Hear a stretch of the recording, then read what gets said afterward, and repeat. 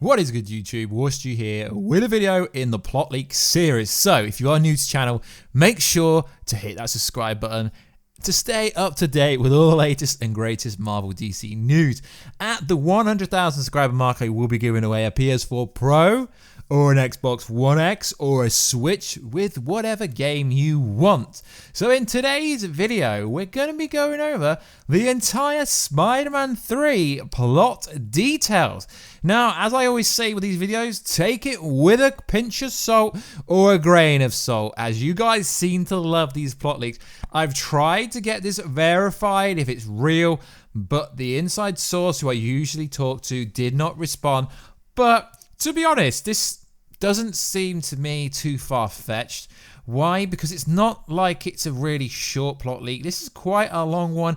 And to be honest, if this was real, the story is pretty interesting now.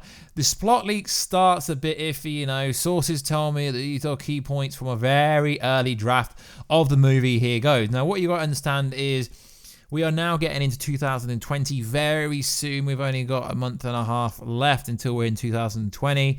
A lot of the 2021 productions are already starting to ramp up. Shang-Chi already in production pretty much, and that's the first movie of 2021. Although Spider-Man Far From Home is coming out bang in the middle of 2021, that would mean they've got to start shooting early 2020 in theory. So this kind of stuff could happen, you know. Game of Thrones Season 7 leaked on Reddit the whole thing. Terminator Dark Fate leaked the whole thing. Predator leaked.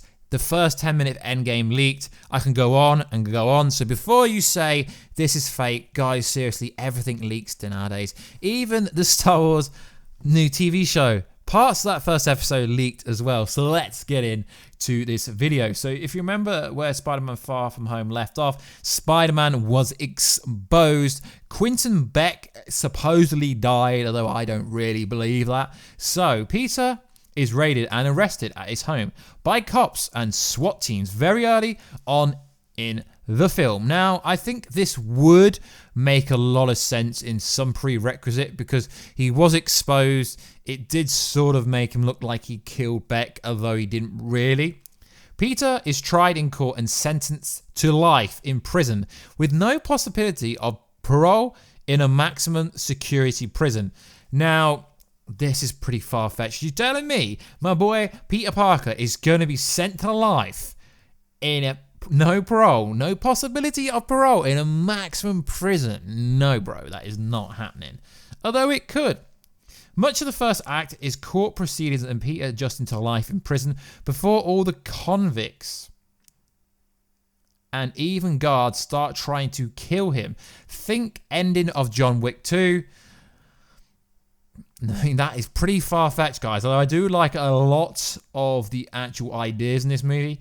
Peter discovers there was a huge contract put out on him from someone on the outside calling himself the benefactor. Now, we've heard the benefactor is a lot of different people. We've even heard the benefactor was the person trying to get hold of the Pym particles, the Pym project in Ant-Man and the Wasp. You know, Norman Osborn is supposed to be the benefactor, or Reed Richards, or anyone like that. A massive brawl breaks out, leading to Peter being transferred to a different prison.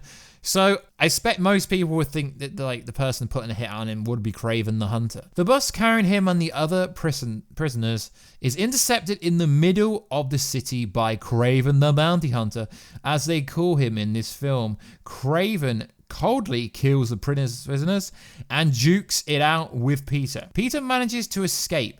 Kraven, badly beaten.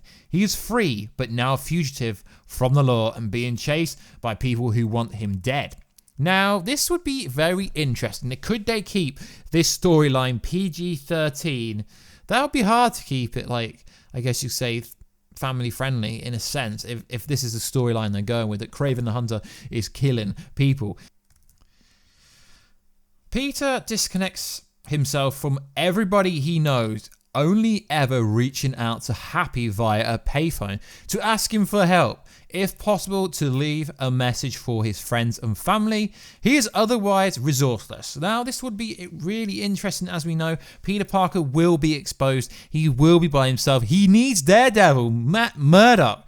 No, that's not going to happen. You got more chance of She-Hulk being in this movie. Now, this is where it really starts to get interesting and kind of far-fetched, I guess you could say, in a way. We find out the mysterious benefactor is actually Quentin Beck.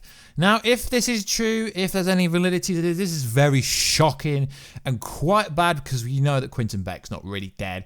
But the benefactor being someone like Norman Osborn would be much better, who is still alive and working behind the scenes to get rid of Spider-Man before returning as re-owned Mysterio.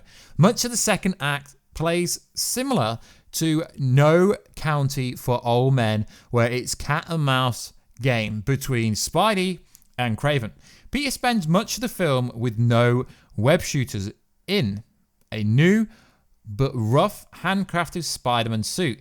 This is Kraven's first time being tasked to kill a superhuman, and he's clearly having fun with it, almost taking it easy. Now, this is very interesting.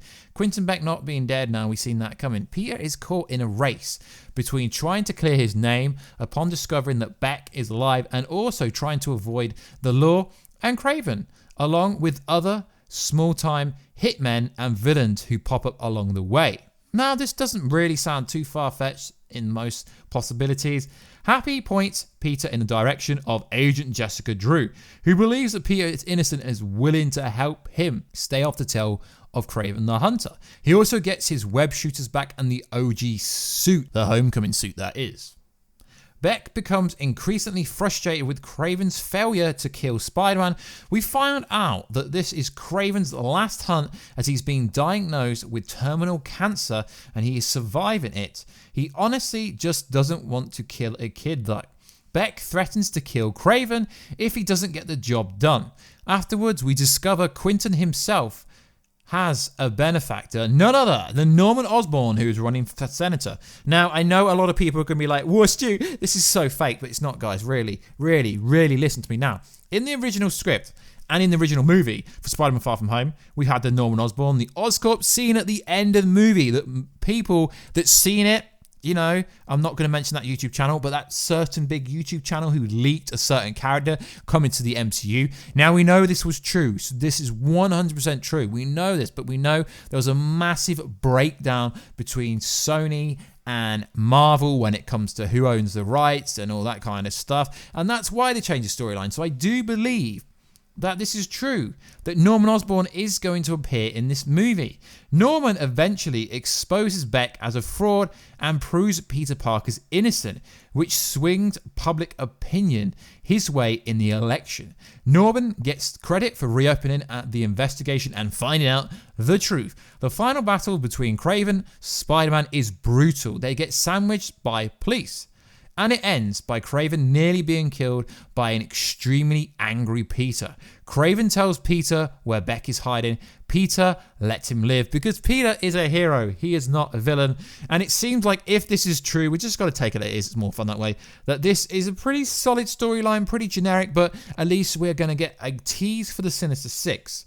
Now, it did say it's an early draft, so I don't believe it's all factually true, but I believe some of it could be. Peter goes back to Beck's hideout, which turns out to be a big illusion again, which Peter defeats. Quentin is arrested and all his belongings and evidence seized, and Peter is exonerated. Peter reunites with MJ, Ned, and Aunt May. He also visits Doctor Strange, who offers to make the world forget. Peter ponders the question and the credits roll. So Doctor Strange is going to memory wipe the whole of New York City and Manhattan and places near New York. Really? Now, is this true?